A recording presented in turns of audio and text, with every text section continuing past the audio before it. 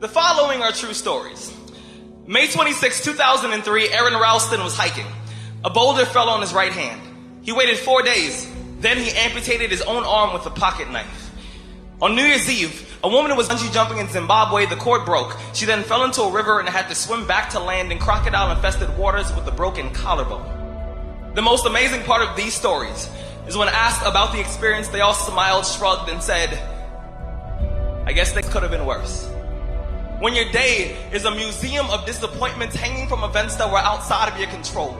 When you find yourself flailing in an ocean of why is this happening to me? When it feels like your guardian angel put in his 2-week notice 2 months ago and just decided not to tell you. When it feels like God is a babysitter that's always on the phone. When you get punched in the esophagus by a fistful of life, remember that you will survive. Remember, things could be worse. Remember, we are never, ever given anything that we can't handle. When the world crumbles around you, you have to look at the wreckage and then build a new one out of all the pieces that are still here. Remember, you are still here. The human heart beats approximately 4,000 times per hour, and each pulse, each throb, each palpitation is a trophy engraved with the words, "You are still alive. You are still alive." Act like it.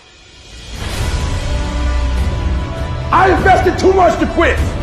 I made too many sacrifices to give up. We've come too far. We've been through too much. We've seen too much. We've had too many victories. We have seen defeat. We've looked defeat in the face and we've overcome it. We've come too far to give up now. We've come too far to be negative now. We've come too far to start overthinking now. So when life happens, I don't just sit there and cry. I buck back.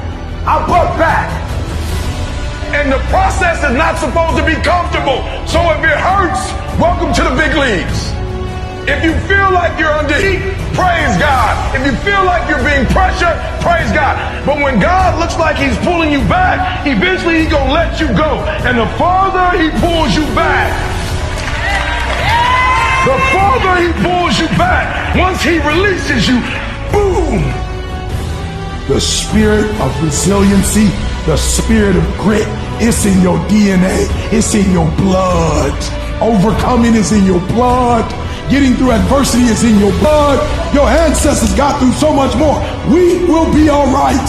We need to focus on where we're going, not where we come from and what's happening. I just need you to keep walking toward it. I don't need you thinking about it no more. You're doing too much thinking. You analyze it too much. You're talking yourself out of it. I don't know if this gonna work. I tried and it didn't work. I just need you to keep moving. I need you to make up in your mind that the only way you can lose is if you quit. I just need you to keep going. You gotta tell life, I don't know who you've been dealing with, but you ain't dealt with me. You gotta tell bankruptcy. You gotta tell divorce.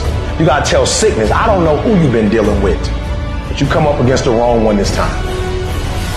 You can be and do whatever you want, and nobody can stop you. Nobody can stop you but you.